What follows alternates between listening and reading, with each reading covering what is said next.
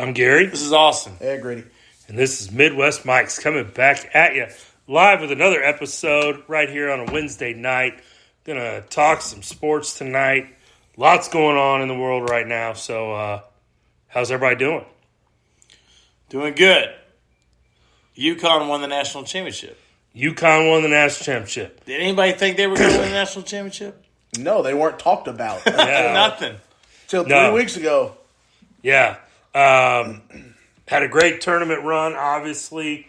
Beating San Diego State Monday night in the final in a game that was never really in question from the opening tip. UConn got up and pretty much just held San Diego State off all night. San Diego State had a great run to get to the championship game, but yeah, just couldn't finish it. And in watching the practice that ensued that just happened to be named the national championship for UConn, watching that game and watching many of the other games and teams that made it as far as they did and knocked off some, perennial deep run tournament teams, like FAU, for example, Princeton, for example. Princeton's not supposed to be knocking out Arizona and Missouri. Mm-hmm. And they are. And what it is what we're seeing is the transfer portal era coming into play, because those guys that would normally be 6, 7, 8, 9 on Kentucky or Duke or UNC or UCLA's bench are now like, hey, I can go play. Yeah. I can go play right now. Let me call my buddies who are also 6, 7, 8 guys, this man on the bench, and let's see if we can team up and go take FAU to the Final Four. Let's see if we can go take UConn. Let's see if we can build a brand. Well, Kansas State. Kansas State. In Jerome Tang's first year. Yeah, just got a bunch of transfer portal guys. I can't think of his name right now. Johnson from Florida. He collapsed a couple years ago and on the court, and they got him, and he came out and balled out. The transfer portal is changing the landscape of all college athletics. Mm-hmm. Especially basketball. As we see, because you get a couple guys on the basketball court that know what they're doing. Arkansas, boom. Arkansas bounces Kansas in the second round. And they have a couple lottery pick guys. So I like the transfer portal, but we really gotta see what the transfer portal was all about this year in the NCAA tournament. Oh, yeah. FAU was ridiculous, and I think like 6 or 7 of their guys were transfer portal guys. Yeah, I enjoy the transfer portal too because it gives guys a shot that we wouldn't even see. It gives them a shot to do it. The big example from that people think about before is from football, which was Burrow, who was like third string or fourth string on Ohio State. Yep. Moves to LSU, and then he's right up there with Mahomes in the NFL, and got the Bengals up there, and then it translates to basketball even more to where you could have a whole new starting five and just switch your whole program. Yeah. So we got to see it in the tournament, and I'll tell you what, I wish I had talked about it, and I wish I would have stuck to my strategy of betting all underdogs the whole tournament. You'd have made a lot of money. I did okay the first day, and then I got away from it, and I still did some underdogs. But I saw a guy that did do underdogs. What he did was he bet $100 on every underdog every game, and he ended up making $1,900. And so it's like, shoot, I should have just kept that going. Yeah, it was a great year for that. The tournament overall, some people were saying without the Blue Bloods, maybe the numbers would dip a little bit or people would not be as interested. But, for me, I was just as invested, as I normally would. Obviously not as if Iowa would have made like the Final Four or something for me, but right. Still, as a sports fan, I was still just as much into it as I always am. So I thoroughly enjoyed the tournament. I think they did a great job, as always. Evidently, Jim Nantz is retiring, though. Yep. That was crazy. From calling the Final Four and the championship game. So that'll be different next year to see who CBS's kind of number one guy is going to be for that. A different voice. Obviously, that's the guy I remember from watching the tournament all these years is Jim Nantz. So, instead of hello, friends, it's goodbye, friends. Yeah. From Jim Nantz. It's they always come and go. Yeah. They always come and go, and the great ones you always remember. So, if I'm not mistaken, I think his last Masters call was last year also. Oh, so he's not calling it this week? Oh, is that right? I don't know because I haven't heard anything from him this week thus far. Granted, he's had a busy last 3-4 weeks because he's called a bunch of games for the NCAA tournament. So probably just getting a little bit of a break. But I don't remember if last year was his last year doing the Masters or if it's this year. But yeah, again, another voice that you can put a face to immediately is Jim Nantz. That's kind of like Mike Tirico with the Olympics. Mm-hmm. Bob Costas with the Olympics. You hear him as like, yep, the Olympics is here. You hear the music, and then you hear Jim Nantz commentating the camera work up, Magnolia Lane at Augusta. Masters Week is here. It's gonna be rough for CBS trying to figure out who they're gonna replace. Okay, so Jim Nantz. Jim Nantz said last fall on Dan Patrick's show that he would like to call 51 Masters tournaments because his 51st would be the 100th playing of the Masters. What is that? He's through 37 right now, so 14 to go. Oh, so he wants to call it 14 years? So he wants to keep going. Whoa. So he probably... So he's probably retiring from his full-time broadcasting, and he wants to focus just on that. Kind of like what Bob Costas did. Yeah, that sounds right. Okay. Yeah, 2036 would be the 100th playing. So, will that happen? I don't know. But I would say that means he's calling it this year. If that's all he's going to do, then he also makes sense. He also plans to continue to call NFL games for hopefully another decade or so. So looks like he's just retiring from basketball coverage. Just take something off his plate. I can see that because I'm sure that he was in many different places, back-to-back nights or every other day. Yeah, so I don't fault him there. I mean, do a game on Sundays, then you get your winter off, and he can golf or whatever it is he enjoys to do, and then come back and call the Masters. Yeah, it's good. It sounds good to me. I would guarantee slowly over time he's going to start taking things off his plate. Yeah. Mm-hmm. So like the NFL, sense. I understand. Hey, I only got to call one game a week. Yeah, one game a week. The Masters, I got to work for 4 days. Yeah, out of the entire that's year. It. NCAA, I got to work every day weekends. For 4 weeks. That makes a lot of sense. You might have 4 games in 4 days for 3 weeks in a row. Yeah, but back to the game. We saw the difference, right, in the athletic ability, the size of bigger school. Yes, right. UConn dominated San Diego State. Right, dominated shooting, athletic ability, size, everything, top to bottom, coaching, top to bottom. They dominated them. And, UConn kind of had that, nobody talked about us mentality, right? And you kind of hear other teams try to make that their thing, right? So the Bengals tried to do it this year with, better give your tickets back, you better get them refunds, all that stuff like we didn't sell tickets too for an AFC Championship game. And UConn literally wasn't talked about. No, I don't remember. Through the busy part of the college basketball season. Yeah, right. I don't remember, any of the coverage I watched leading up to the tournament. I don't remember any major talking head on TV say, UConn's going to win this whole thing.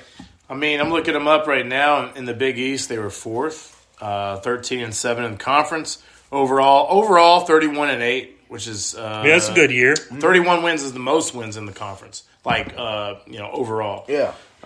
Home record was 15-2, really good. Away 6-5, and so you would look at them and go, they're good, but national champs. Yeah, could they make that run? But they got hot at the right time, and like you were, and like Gritty was saying, I think off air, they literally beat everybody by double digits. They won everybody. They won 4 games by 15, right? Yeah. So yes, even going back to Iona, it's 24, 15, 23. Gonzaga. Gonzaga's huge. Gonzaga's 28. Miami is 23. Or I'm sorry, 13. My bad. And then that last game is 12. 17. 17. 17. And so everything does double 12 was digits. the halftime lead. So it's literally like if you're a UConn fan, like every game was easy watching. Absolutely. Like when you wouldn't even thought it was going to be like that, but it was no problem. Yeah, like I said, from start to finish, I watched the whole game Monday night, and I had bet UConn to cover. I think it was 7.5. I got it at 7.5. 7.5. Was the score ever closer than that? No, that's what I'm saying. I felt like they got to almost a 10-point lead really fast immediately, and it was never like I was not sweating my bet at all. The one I was sweating, I did bet an over/under, and I bet an over, and I think it was like 132, and it was close to that because I think what is it 136, 135. 135. Ooh. So that one I was sweating a little bit, but as far as the point spread, I was like, oh no, Yeah. I was almost wanting the point spread to get in jeopardy because the over under was so close, and I'm like, so they score a little bit more. Yeah, so we could get this thing, But it worked out. So congratulations, to UConn and their fans. You're the reigning national champions. How do you hold another Division I basketball team scoreless? They didn't have San Diego State didn't have a field goal for almost 13 minutes in the first half. Mm-hmm. There's only 20-minute halves. Yeah. They scored on some free throws and stuff, but field goals, they didn't score for 13 minutes of the first half. Just playing great defense. Incredible. Crazy. What a program. Where do they rank on all-time national titles? Yeah, so all time, they are tied. Let's see, for 1, 2, 3, 4. They're tied at 4th, with Duke and Indiana, and then UConn now, they all have 5. So they're 4. 5 national championships. Yes. So the 3 teams ahead of them are UCLA with 11, Kentucky with 8, Carolina with 6. So there's your top 3. And then you've got 3 teams with 5, like I just said, Duke, Indiana, UConn. The University of Kansas, right down the street from us, has 4. Nova has 3. Cincinnati, Florida, Louisville, Michigan State, NC State, Oklahoma State, and San Francisco all have 2. So, and I would say this going forward. Let's just say for the next 4 or 5 years, and take really, really banking on what happened this year. The teams that going forward out of that top list, UCLA still looked really good, and UConn of course looked good. The other schools, Kansas in the tournament, not great. Pretty normal. If you look at Bill Self's tournament record with KU, it's not the greatest. Now, I think he is probably the best active coach. Maybe other than Calipari in college basketball right now. I'll take so. I'll take so from him. But just for whatever, and again, Kansas dealt with a lot. Like Bill Self got sick at the Big 12 tournament, had a heart episode. They're not really saying what exactly it was. Yeah, he had a stent put in. That ain't no heart episode. So, possible heart attack. What'd they say? Oh, this is a standard procedure. Yeah, it wasn't a standard. Yeah, after the heart attack. No. A stent. I'll say this: a stent is a pretty regular procedure. But is it now? But it's it's once you have the issue. Yeah. Like I talked to Christy about it. My wife does cardiology. She says stent is easy work. It's light work. So, that ain't much. So Self's gonna be fine. Yeah. But ask you this: you don't go to the ER to have a stent put in. You go to the ER when you have a heart attack. Thank you. Okay, he so was at the ER. You have a heart attack, and then you get, and then they go. Unless they find it, and then they can do it. Preventative. Yeah. So I'll say this for Kansas fans going forward, as far as his health, I'm sure now he'll probably be seeing a cardiologist on the regular. Yeah. So he'll probably be fine. So yeah, he actually had a press conference today. Yeah. Which it was crazy. So they announced it on Monday that Bill Self was going to have a press conference, meet with the media on Wednesday. So obviously the rumors started flying. Everybody's like, "Oh my God, he's going to retire! He's going to retire!" Oh, dude. Almost immediately in the press conference because I wasn't doing anything, so I turned it on, and he's like, "No, I plan to coach next year at the University of Kansas." Yeah. He goes, "We just, I wanted to mainly talk about my health because their banquet is tomorrow." And so he's like, "I didn't want to distract from the banquet tomorrow, like get questions at the banquet about how I'm doing." So he said he's feeling, almost back to normal, and that he plans to still coach. So for KU fans, that's a good thing. Bad thing for KU fans, Grady Dick is leaving, which I think that's a mistake for him. No, he's ranked. I think Grady Dick's too small to play in the NBA. His agent has him at he's projected at 11. If you're he's projected higher, isn't he? Because I was thinking like, I don't know. If he's top 10, To me, he just looks small. If you're top 10, you go, all right. I mean, he kind of got bodied in the Big 12 tournament. And, He did. and the NCAA tournament. So, but if you're projected top 10, Arkansas has guys that are going to play legitimate minutes in the NBA. yeah. Where was Grady Dick? Sitting. I know what you're saying. He couldn't handle it. I'm saying if you are projected top 10, like NBA's guaranteed money. Oh, yeah. You go. Go. I mean, let's see, NBA draft. Yeah, I'm pulling it up now. Mock Oh, draft. Number one, back to the Grady Dick. 5-star recruit. He was the Gatorade Player of the Year. Averaged 14 points, 4.9 rebounds, 1.6 assists, 1.4 steals. I mean, all Big 12 guy. Strengths, I don't care. Probably 10, right, to Dallas? 12 overall. 12? Yeah, you go. Yeah. You go. Cool. Another guy that Kansas can say, look, we got another guy in the NBA. Well, for Grady Dick, you go. Yeah. Okay, if I go back to KU next year, I'll make. I thought I saw a thing he was making $3 million, which is cool. But you live in Lawrence, Kansas. You're playing college ball, or go to the NBA, make 10 a year, and sit on the bench. Is he going to make 10 a year, though? See, he's 6'8", 205. That's not bad. Bro. For NBA, he better get to 225. He better put on 20 pounds. Hey.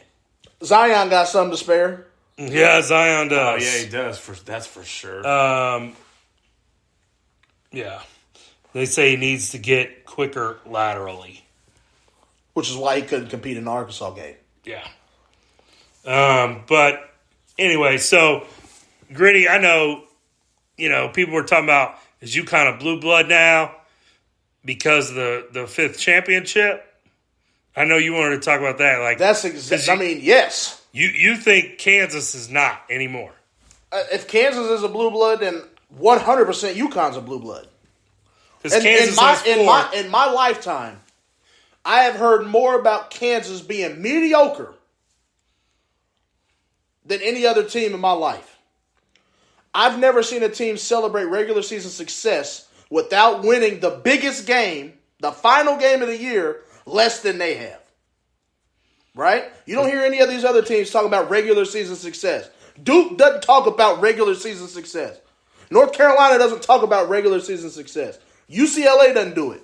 Kentucky doesn't do it. Why is Kansas the only people? We won blah, blah, blah, how many ever Big 12 regular season championships in a row? Why does that matter?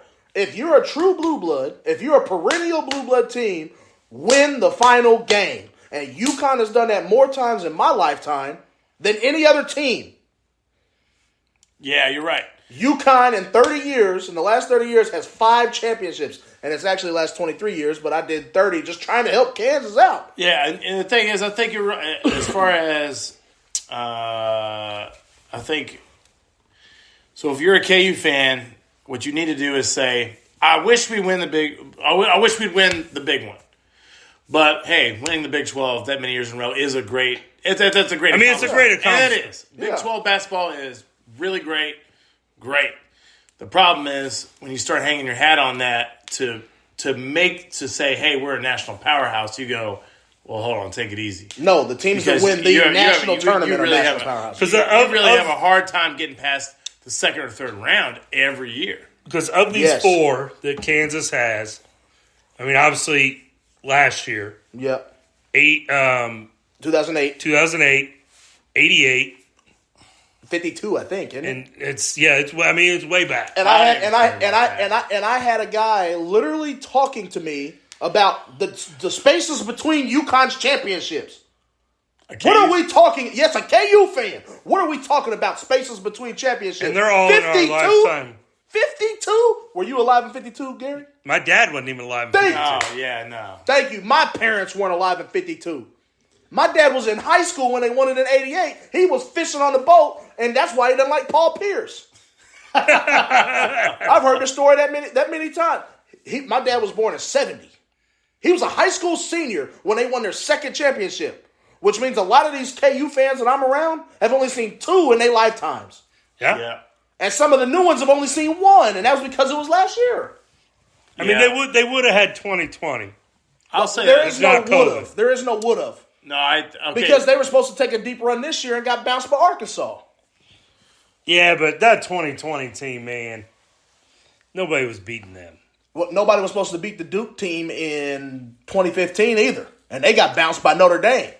Yeah, I would say I actually like if I had to go back and say, hey, in 2020 you have to pick one team that would have won, who would have been? I've been like, oh, Kansas by a lot, but at the same time you can't.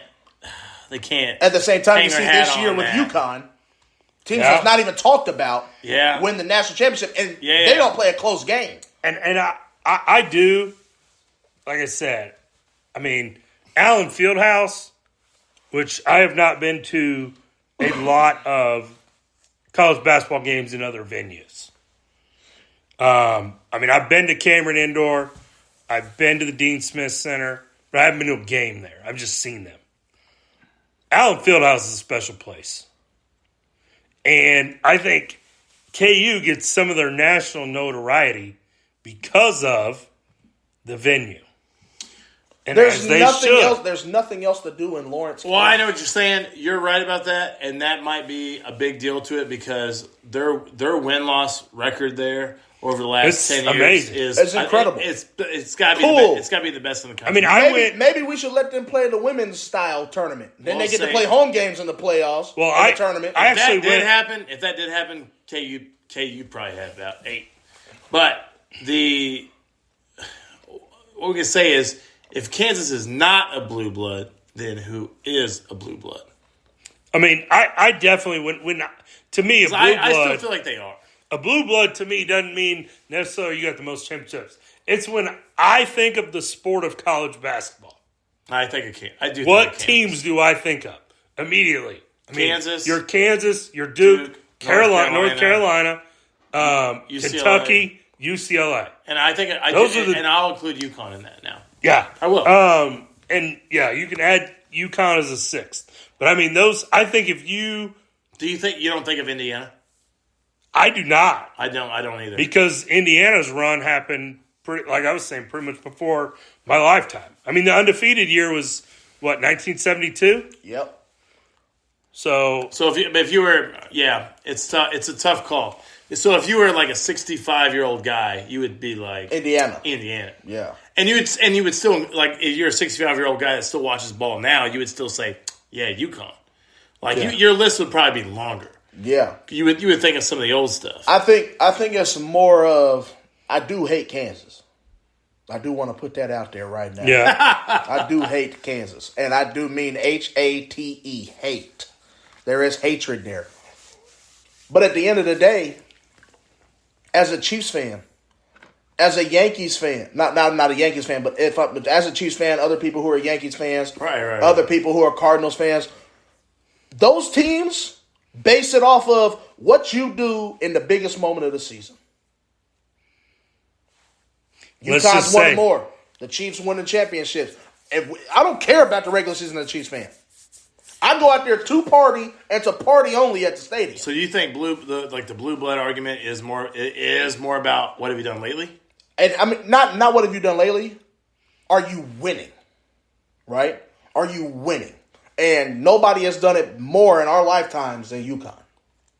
Yeah. Oh, so you're more like you're not necessarily saying Kansas is not a blue blood. No, I'm just saying You're saying who is the saying blue blood? is. You're saying Who hey, is the blue blood? hey KU fans, UConn is a blue blood. Yes, 100%. And I agree with that. And then lately over the last 20, 25 years, they're better than you. yes, And they are. yes. Yeah, that's correct. And in that 25 years was the Big 12 championship run. Right, okay. You know? Yeah, that makes sense. But how many times we watch them get bounced in the tournament?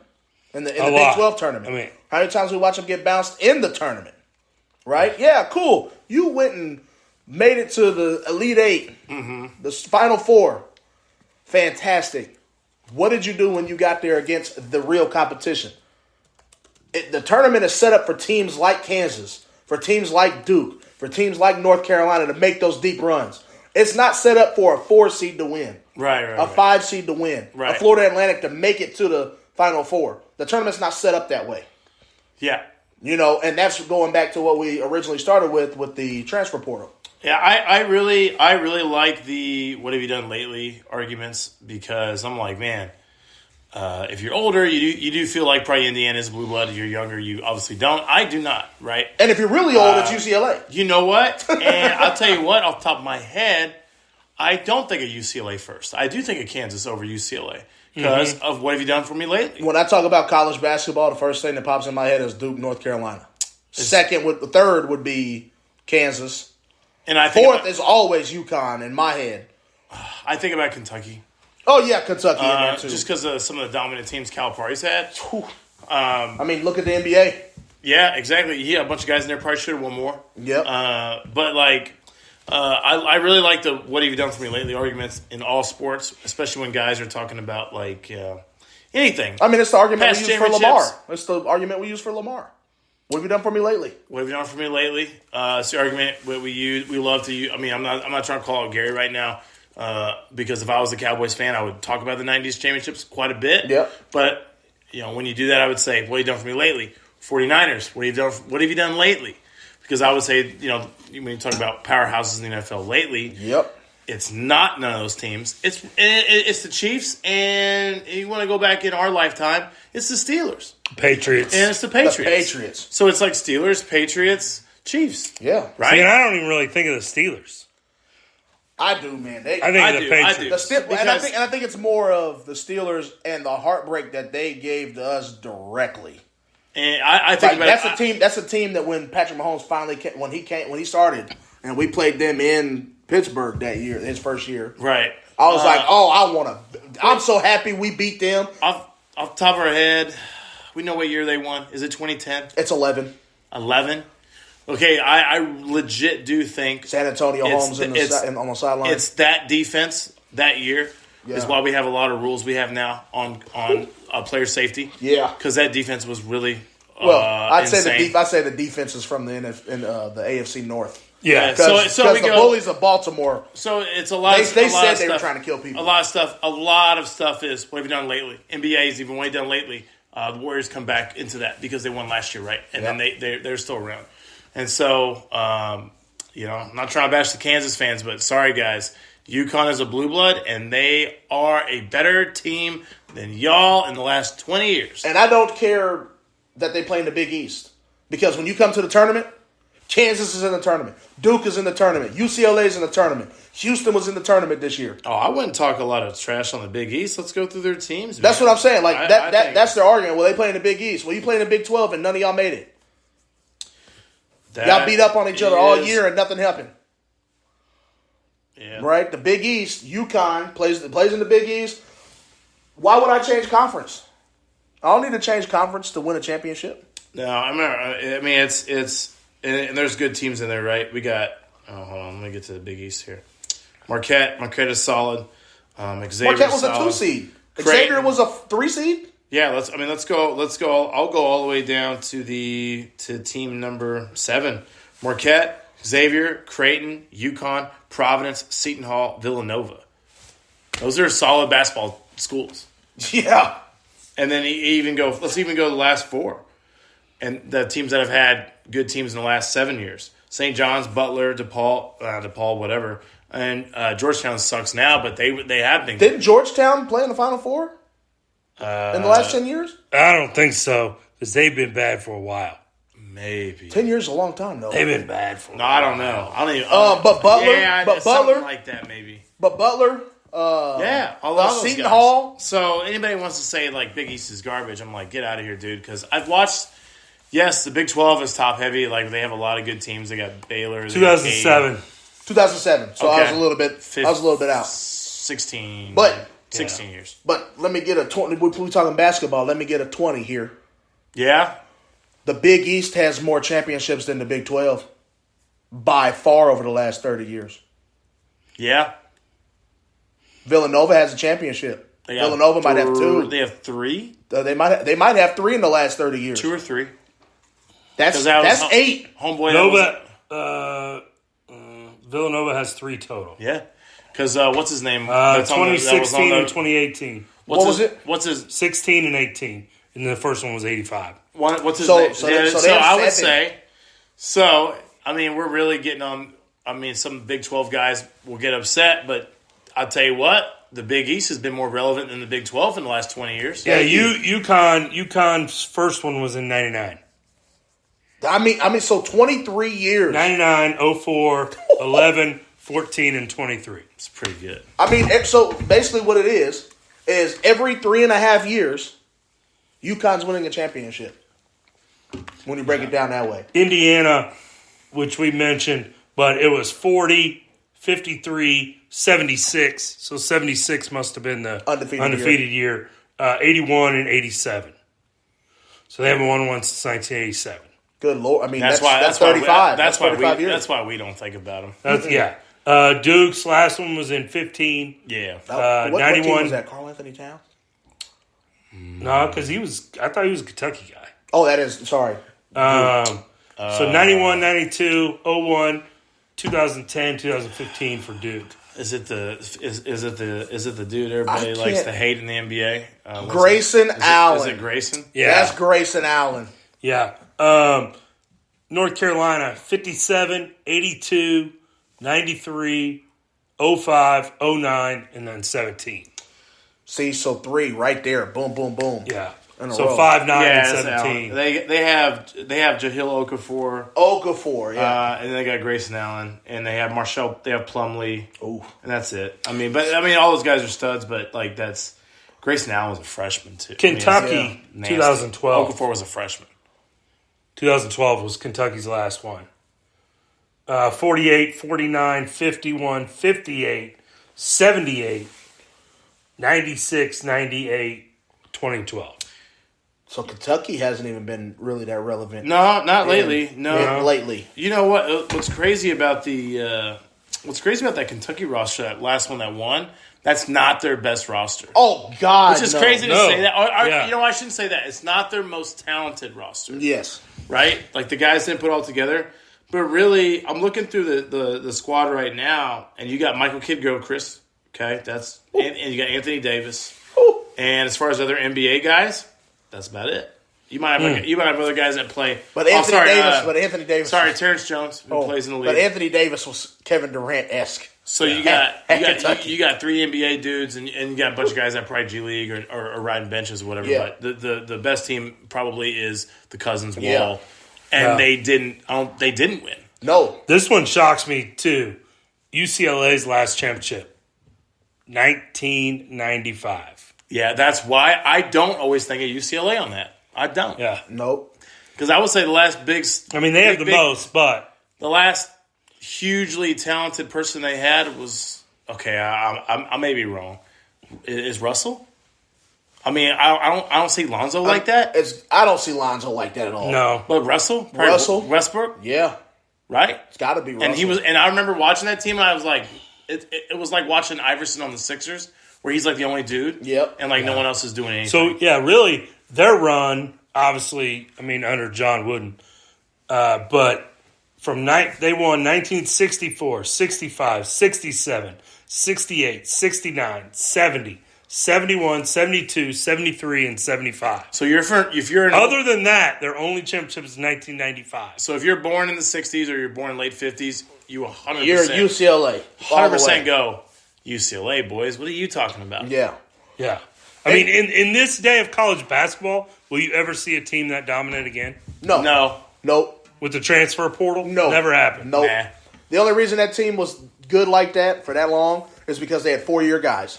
Yeah. had And guys 4-year don't guys. stay 4 years anymore. No. You know what's funny about that? I like the guys that, those guys don't say 4 years. I'm like, yeah, if you were going to get a $20 million contract, You'd like, bounce leave too. So I looked that up. Grady Dick would get drafted at 11. He'll probably be guaranteed. It won't be $20 million in 1 year, but it'll be like a 3-year contract, $20 million. Yeah. You go. It's guaranteed. Absolutely. He can get hurt and go. So It's he's $20 million. from 6.5 to $7 million a year. Yeah. And he's Yes. not. I know NIL, but he ain't getting that at Kansas. No, No, he got like I $3 say, it's million rumored this that year he's or something making like about 3 from his Adidas and some other stuff. You go. Yeah. I mean, you're doubling your money, right? Yeah. If you Essentially. go, Absolutely go. if you go and you are terrible, you leave a multi-millionaire. Yeah. Yeah. You've made $20 million in 3 years. I mean, you, Hey, go to the right team, and so taxes don't kill you. yeah. Like, I mean, I saw projections You're okay. said Yeah. Mavericks for him. I mean, sure, they got. I mean, I think they need to get off no of property taxes in Texas. Dang, that's not bad. There you And go. there's no personal income tax. So you want Yeah. Like state income tax. No, There's no state income tax. that's right. I think property's bad. Like, because Uncle Jam lives in Houston. Shout out Uncle Jam. Yeah, he was here last He week. said his property taxes in Houston are Oh, is it property taxes? terrible. But it's no. But there's no state income. yeah, no Yeah. state So income say tax. you rent, you're straight. So, So, he yeah. could rent himself a loft in Dallas. Hey, Which is why buying a house down there is so. Yeah. $350,000 gets you a baller house. yeah, he actually was telling me Uncle Jim was up here shopping for houses. On a side note, he said housing prices up here are better. He's like, I can get a bigger house up here for. Yeah.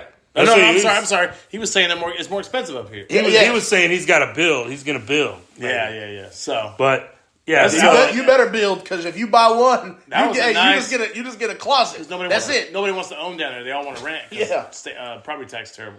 yeah. So- So there's your kind of rundown college basketball. We went way longer on that than I think we were thinking, but That's all right. That was a good. good. Sorry, it was that was good. a good conversation. yeah, in Kansas it was 52, 88, 08, and 22.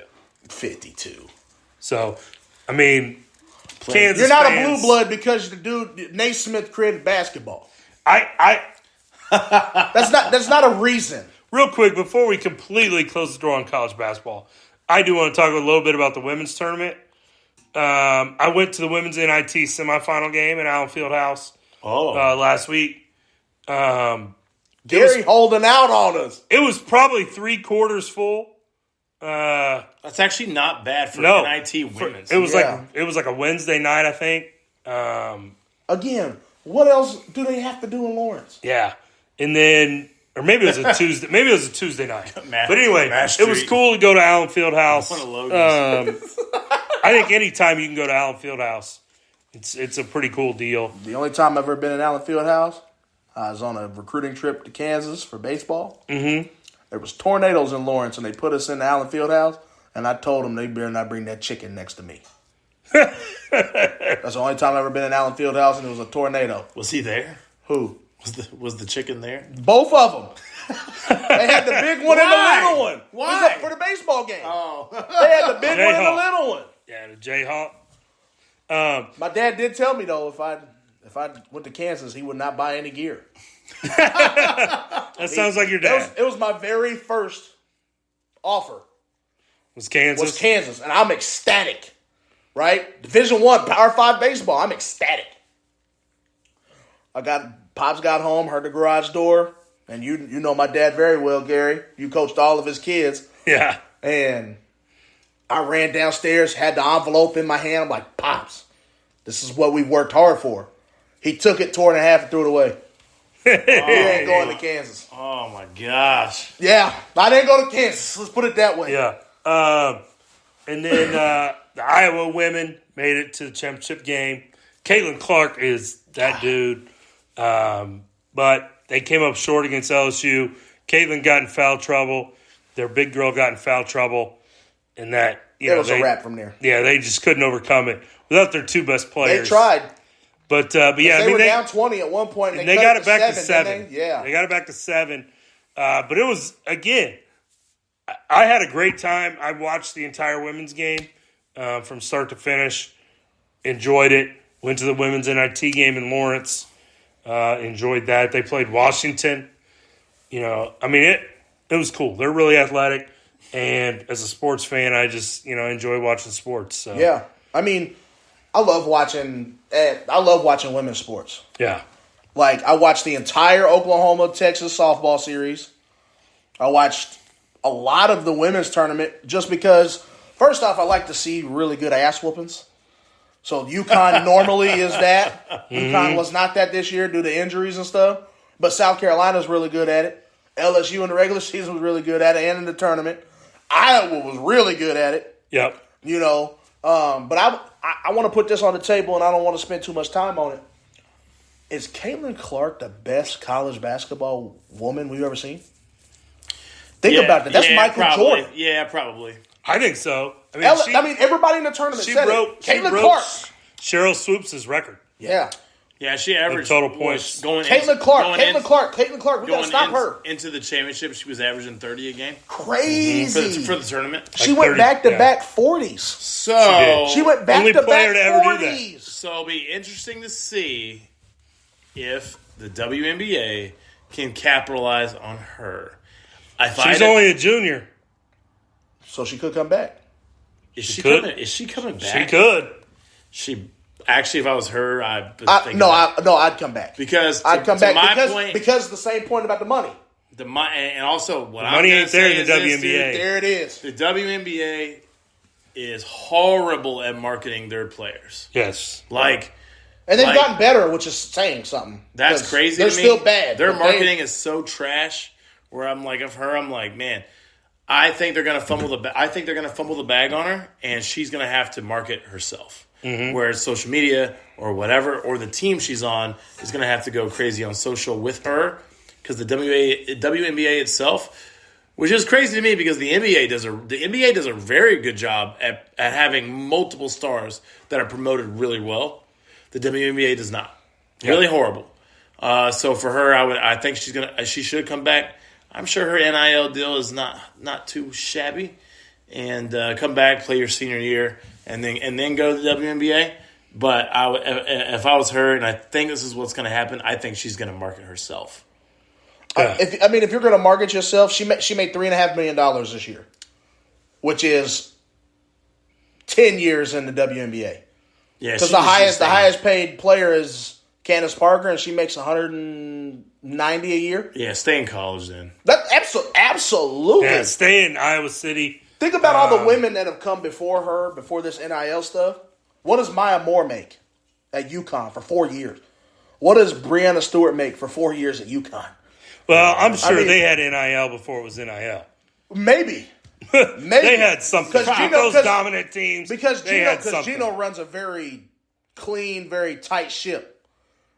But I'm sure he had something. He might have. Maybe out of his pocket. For those girls. Maybe out of his pocket. But it's not what you're seeing now. No. Maya Moore would have had her own shoe after her freshman year at UConn. Yeah, I agree with that. So Breanna Stewart would have had her own shoe. Breanna Stewart didn't lose a game at UConn. Yeah. Think about that. 4 years, 4 national championships. That's how interesting it's become with that. And I think, like I said, I think she's going to promote herself. I mean, you have to. Which is easier to do if you just stay in college. WNBA is so trash as far as marketing and everything. They are. So, that's terrible. But if I was her, I would say this. I would hit the recruiting trail. Let me grab a couple transfers and let's go win a title. Mm-hmm. Yep. Get you a couple more pieces. Because I think can you go pick some people off of UConn? Because UConn's women is what we were talking about, the reason for the transfer portal. She might. That's 10th and 11th girls, and they got to sit for 2 years. Yeah, she might. Yep. They're still going to go to the WNBA. They're still going to win national championships, But if you can just pick, 8 and 9 off that bench, now Iowa runs away with it because you got Serzano, their post player that got hurt, I believe she's a senior. So, I mean, you got to find somebody to fill her role. But congrats to LSU. Yeah. I don't have we talked about it before the show. We don't have an issue with the taunting. Nope, not at all. No, not at all. It's competitive sports. Hey, the thing is, if and Caitlin Clark, the thing is, it's crazy to me. Caitlin Clark did it on Friday in her game, and nobody said anything about it. No. And then all of a sudden, the girl from LSU does it on Sunday, and it's a big deal. No, it's not. No. Like, those girls, if that's the worst thing that anybody did to Caitlin Clark during her basketball career, then, what are we complaining about? Yeah. Because I'm sure she's heard way worse from girls that aren't even in her league. You've coached women. Yeah. You've coached girls for a long time. Yeah. Women's sports may be more competitive than men's sports. I mean, that's just being competitive. Like, yeah. You go with the dog, you better not miss. Thank you. Like, you better not miss. Thank you. And she missed because she got in foul trouble. Yeah. And people are blaming the technical foul, the soft tech. And I'm like, it was cool. a soft tech. The soft tech didn't cost you to lose by 17. Yeah, definitely a soft tech. Definitely did not cause you to lose by 17. If you lose by 4, okay. I can hear that. I guess. That's your fourth foul? That's your fourth foul? I don't like okay. hearing them. You had to sit down. She had to sit down for like 7.5 minutes? Mm-hmm. Cool. I mean, that's 7.5 minutes. She might have had 45 instead of 30. So, there's a lot of play there if it's closer, but 17 points, man. It was everybody else around her. Yeah. She got hers, but everybody else struggled. Yeah, they did big time. Yeah. So, all right. Well, congratulations again, LSU and UConn, your men's and women's national champions this year. Never in my life did I think we was going to spend 46 minutes on college basketball. But hey, it was a good conversation. So that's why we don't script our show, right? Because we just go. You don't know how it's going to go. Where do you guys want to go next? I mean, opening week. Yeah, we could talk some opening week. Royals are bad. That's about all you need to say about the Royals. I was going to say that the topic of discussion probably won't be the Royals. It'll be mostly opening week. Right. What do you guys think so far of the pitch clock? I love it. I love it too. Yeah. I think there's some changes that can be made to it because, like yesterday, I can't say his last name. Alcantraz for the Miami Marlins, I believe. Okay. Threw a complete game in an hour and 57 minutes. Whoa. I don't need it to be that short. Because, no, I don't mind that. Because I don't mind that. Well, the reason why I say it is, as a youth coach, our game limits are 2 hours, and those are for 7 innings. Right. So okay. So I'm like, can we figure out a way to make this kind of a happy medium? You want it to be longer? I don't want it to be like that. I don't want it to be rushed, right? Because it is an artwork. It is a form. There is an art form to it. Hitting a baseball is terribly hard. And if you're just feeling rush, and the hitters will adjust. Mm-hmm. But if you just feel rush, it is hard to hit, man. It's hard to hit anyway. I'm thinking 25 seconds. Was that? And I will say this: was that yesterday where we got the first third strikeout? Yeah, Machado. It was Manny Machado, and he got ejected. Yep, because he started arguing, and it's like, brother, you know this. I watched him, and I was like, dude, like he did it on purpose. Yes. He did it on purpose. Like, he didn't care. And you're not... The thing is... He was, like, adjusting his gloves and stuff, and I was like, bro, these players, like, what are you doing? These players think they're so much bigger than the MLB. Manny Machado, let me tell this to you. The MLB has some of the best players to ever walk the planet Earth. Not in the Hall of Fame, and don't give a damn. Yeah. They do not care about you. Because you are not Barry Bonds. You are not Pete Rose. You are not Mark McGwire or Sammy Sosa. You are not Rafael Palmeiro. You are not Roger Clemens. They do not care about you. You're not going to take a stand. These brothers, I don't care if you're trying to protest or whatever. These brothers getting their money. So because they realize the MLB don't care. Yeah. They have a very strict unspoken rule policy, and they stick to it. We've never talked about this, but you think Pete Rose should be in the Hall of Fame, right? 100%. All the guys that he named, I'm a yes. Yeah, I mean, why is see? Like Pete Rose is the all-time leading hitter, right? Pete Rose is the all-time hits leader in Major League history. Yeah. And there's been other dudes who rank Barry. Tony Gwynn played after him. These dudes can't even touch him. Ichiro went 7 straight seasons with 200 hits or more. And not even in the conversation of 41-27 or whatever it is. Yeah. I mean, I agree. I think it's so dumb that this is a topic that get me fired up. Pete Rose is not in the Hall of Fame. Like, it's ridiculous. What needs to happen is the writers in baseball are just like our politicians in D.C. They're old as hell. It's time to get past that. Pete need to be in the Hall of Fame before he die and don't get to enjoy it. Because he'll get in the Hall of Fame one day. They'll change some rule to allow eligibility, or he'll go in on an old-timers thing. But my whole thing is, put him in the Hall of Fame now so he can enjoy it. I put Bonds in there too, man. Absolutely. Yeah. He's best. He's the best. He to me, he's the when you watch his at bats, you're like, this is the best. To me, Barry Bonds is the best player I've ever seen. To me, I mean, which says a lot because Griffey played too. And Ken Griffey's my favorite, and I think Barry Bonds is the best. But Bonds is the best hitter. Bonds is the best hitter, period. I've said this before, okay?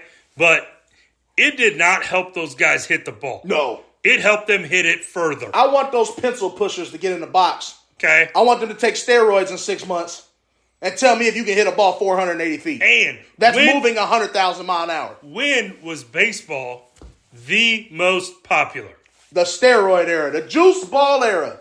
And the commissioner's in the Hall of Fame, and it pisses me off. Because, get this, they would cut in to whatever the hell you were watching on TV. For Bonds.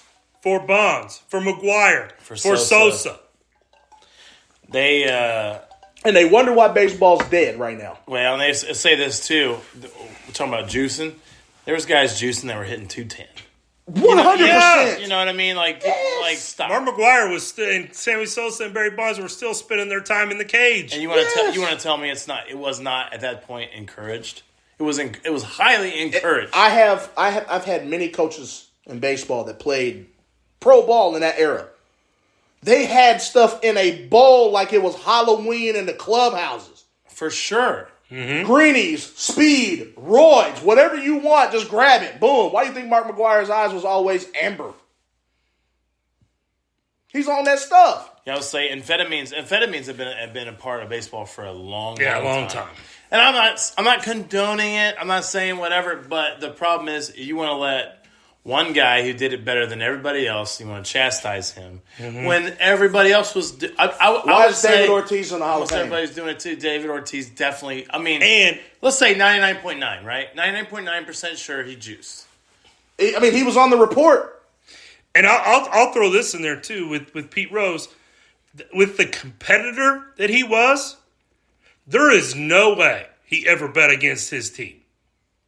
No, he bet for his team. Yeah, he may have bet for his team. No way he bet on himself. But there's no way. Lose. Like, to me, the thing that you want to discourage about gambling is because then you can fix the outcome of the game to go your way, right? Right. I guarantee he played and managed just as hard if he had $500 on his team or if he didn't bet on his team that day. He was trying to win the game. Because that's what baseball is. Every professional league treats gambling insanely crazy. But yet the NFL is making a ton of money with DraftKings now. They treated Pete Rose terrible. Calvin Ridley, unjust to me. Yes. He's betting on, what was he betting on? NBA? He was betting on football. Yeah, he was. $1,500. I do think those guys. I think to me, some stuff I've seen, Mike Jordan was gone for 2 years because of a hush thing. He got caught gambling. Yeah, I mean that's different when the officials do it, like to do it in the NBA. Now I don't think like players should be able to bet on their own league. Like, I think that's not, like, that should be frowned upon. Yeah. Now, should Pete Rose not be in the Hall of Fame because of it? Absolutely not. No. Actually, the better way to do it, But if you play in the NFL and you want to bet on NBA, you should be able to bet on the NBA. If I play in the NFL and I want to bet on, if I play for the Chargers and I want to bet on the toilet bowl, if I want to watch Houston and whoever play, why can't I bet on that game? well, just here's my thing. Do you see what I'm saying? Like that's stupid. Nowadays, it's like, dude, have a guy place that bet for you. Right. What are you doing? Floyd Mayweather, they were trying to get in trouble. Or they were trying to investigate or something like that because he bet on one of his fights. And I'm like, yeah, Floyd bet on himself like a lot of money through someone else. Yeah. Listen, so every person in the world is told to bet on themselves. Yeah. Their entire lives. Why am I going to bet on somebody to throw the fight? Yeah, exactly. Why am I going to mess up perfect? Are you dumb? Yeah, another thing is too is nothing. None of Pete Rose's actions would have had you think that he was throwing a game. No. Like I said, he was so competitive. This guy was crazy. None of the actions that Mike Jordan did make you think he was ever going to throw a game. No. And to be honest with you, in all of sports, it is a 1 in a billion chance that the final game comes down to you. The final result of the game comes down to you. Well, I'll tell you what. Probably more often in basketball than any other sport. I think this is what happened in baseball, basketball, whatever. I think if you start doing stuff where you're detrimental, your teammate's going to go, "What you what's going doing? What you doing? Yeah. Hey, put this bum on the bench. Yeah. Mm-hmm. Or they punch him. Right. I mean, seriously. I think they would know. Like, I think your locker room would police itself. You're not even playing like you should. So yeah. Yeah, so we got off on that, but Pete Rose Hall of Fame. Yeah, I mean, opening week. Opening week. I would say We talked on the pitch clock for like 2 seconds. yeah. Okay, so the hard thing about talking about opening week is, you do a power rankings where you're like, who's looking the best? Man, Those were looking the worst. Rose ain't looking great. But you don't know. You really don't know on MLB until you get a fourth of the way in. When you're betting on games, you do kind of know what pitchers to bet on. Verlander getting hurt for the Mets is a huge deal. Yes. To me, because I had the Mets as one of the top teams come out of the National League. Yeah. I think it's a huge deal. Verlander's nice. I don't think it's a huge deal, but that's the I think Mets will be fine. Yeah, because they have $1.2 billion in their pitching payroll. Scherzer's nice. And some of the other guys they got. Of course, the Dodgers showing their depth and everything. I mean, it's just it's one of those leagues where so far you're actually seeing the have and have not. I mean, so far Yankees aren't really being surprising. I mean, literally, I wouldn't say there's anything that surprised me so far in MLB this season. The bigger issue for the Mets happened in the World Baseball Classic. Edwin Diaz getting hurt. That's the best closer in baseball. And so what? And the thing is, if you're the Mets and you're Cohen, what you do is at deadline you're going to grab someone and you're going to be okay and you're going to win 90 games. And you're going to make the postseason and you're going to lose to the Dodgers in the postseason. That's how it's going to go. But did you have a prediction on who you thought was going to be in the World Series? Who was going to win the World Series? I don't yet. If I had to put money on it right now, like you have to. Like say I got to pick a team. Say not Houston. Let's not think odds or anything. Say hey, you just got to pick a team to win. Houston. I know. I'm going with the staples. I'm like Houston. Houston, LA. Baseball is just so long. It's so terribly long, and it don't need to be that long for me to know who the best 10 teams are. Houston, LA. Houston, the Dodgers, the Mets, the Yankees. Tampa Bay is going to be good. Phillies are going to be good, and the White Sox, in theory, should be good. But I think the Twins are probably going to win our division this year in the Central. Blue Jays are solid. Blue Jays are going to be good. The problem is you run out of room on the AL side because of the division they play in. Padres. The Padres will be good, which they're loaded pitching as well. But if I had to put money on it, I'm putting money on Houston Dodgers. That's where I'm at too. That's secondary money. Yankees, Padres. Yeah, it's crazy too because in the NBA or in the NFL, you can do some sexy picks where you're like, man, I'll tell you what, the XYZ team is coming out because they're going to get hot and da. With baseball, you go probably the Dodgers. Probably Houston. You go with who spent the money. You're looking at which is why the Yankees are always a favorite. And you're looking at their pitching lineup from top to bottom, and you go, man, these dudes are all solid. This guy's a 4. He'd be a 1 on the teams they're going to be beating up on. And in baseball, you don't need to win every game. You need to win. You need to win 2 out of 3. Yep. 3 out of 5. You need to win 2 out of 3, 3 out of 5, 5 out of 7. Yeah, exactly. 4 out of 7. Yeah, so you can rest guys and all this stuff. So I agree with you on baseball doesn't need to be as long. They won't. I don't think they're ever going to shorten the season because of lost revenue. Because even with the Royals only having 2,000 people or less going to the game today, they still make money from their TV deal. Do they?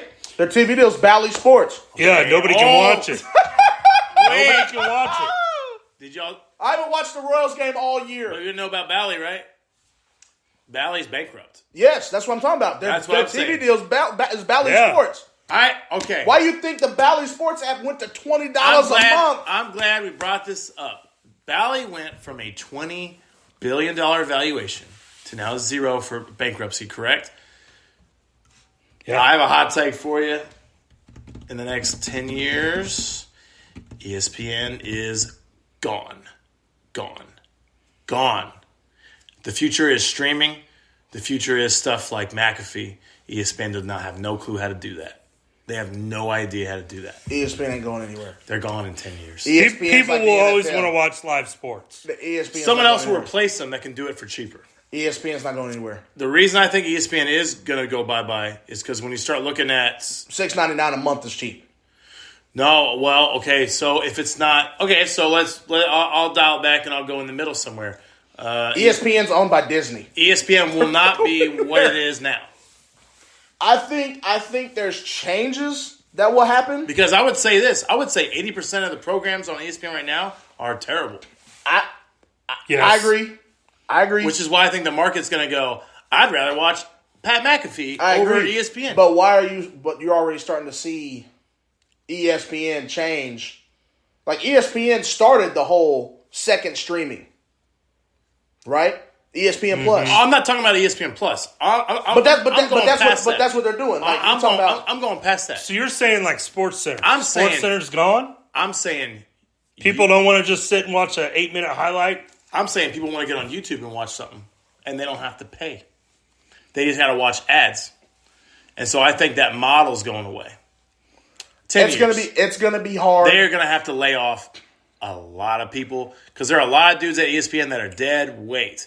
Kendrick Perkins is dead weight. I understand. But you're also talking about essentially the monopoly of sports. Yeah. It's going people will always want to watch live 100%. sports. I think, and so live sports. You obviously you understand. I'm not saying this to you directly. I'm saying what's going to happen is. But do you understand that they have ESPN in every city that has sports? I'm saying 10 years. I'm saying what's happening is okay, 10 years ago, your option was, I got to watch ESPN.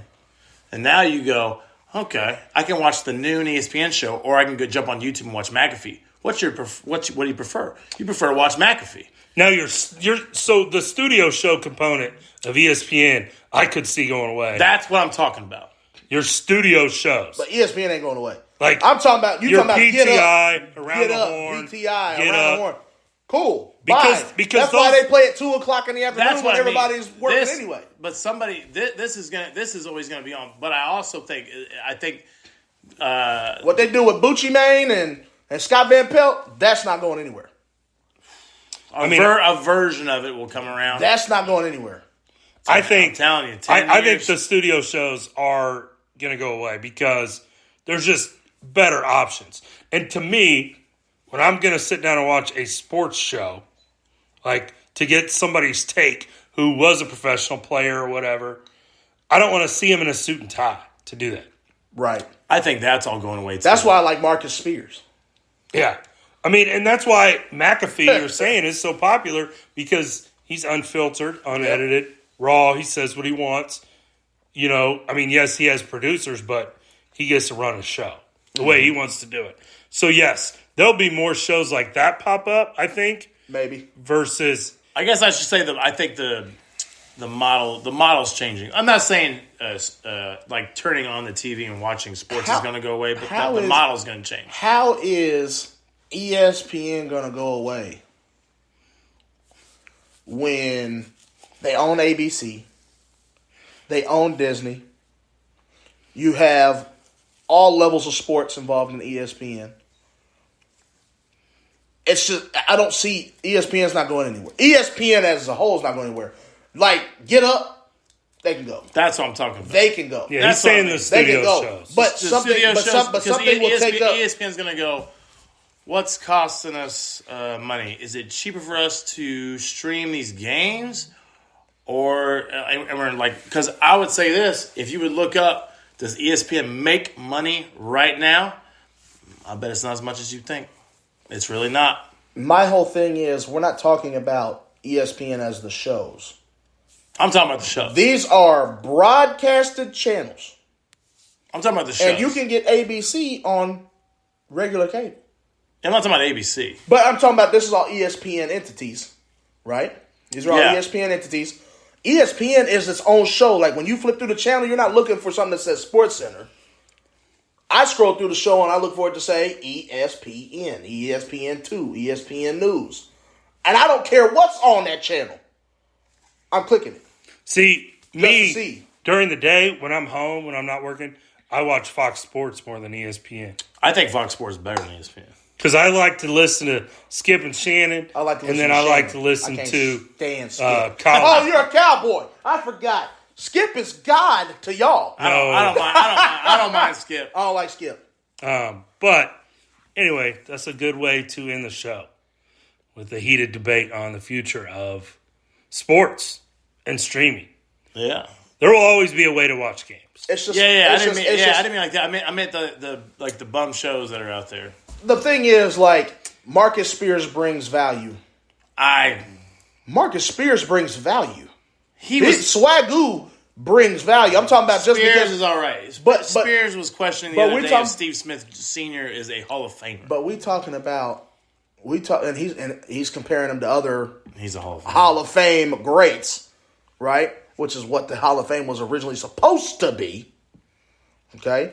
But neither here nor there, I think he's a Hall of Famer as well. But Marcus Spears brings value because he has relationships with multiple different people in the league. Right? Yeah. Dan Orlovsky? See, I prefer Orlovsky over Spears. You know, and that's kind of how I feel like with Keyshawn too. Like Keyshawn's a great player, but with the sports takes, you know, just kind of Yeah. You know, so I could do without those, but ESPN would have to find a way to fill that time. Because they're a channel. They're a broadcasting channel. Which is why I don't think they're ever going to go away. Yeah. I mean, they roughly have, minus games, they need, 8 to 10 hours of live programming a day? Easily. I don't think they're live from like 1 to 4 a.m. Yeah, they replay. But everything else is live. Yeah, so it might be noon. It might be noon. It might be midnight to after the 4. SVP Sports Center. After SVP goes off, it's probably they just reruns. replay him the whole time or whatever. So yeah. So all right, cool. Well, we'll be back with more hot takes next week. We're not getting canceled. We're not going anywhere. We'll be right back. Already this year, ESPN has made in profit and revenue $23.5 billion. I don't want to hear the revenue. That's revenue. I want to hear the bottom line. It's $23.5 billion. That's plus money. No, revenue's top. Revenue's your top. What's your net? What's your net? Because, I mean, they got to pay all their hosts and everything. Yeah, revenue's top line. I'm telling you, in 10 years, 10 years is going to look a lot different. It's going to look a lot different. Hey, by the way, we got Chicago plus 7.5 tonight against Milwaukee. Currently in the third quarter. 6 minutes left. Chicago's up by 2. So, hopefully Chicago can hold on here, keep this thing close. I hope so too. So anyway, we'll be back next week with another Midwest Mics. I'm Gary. This is Austin. Hey, Gritty. And we'll see you guys next week.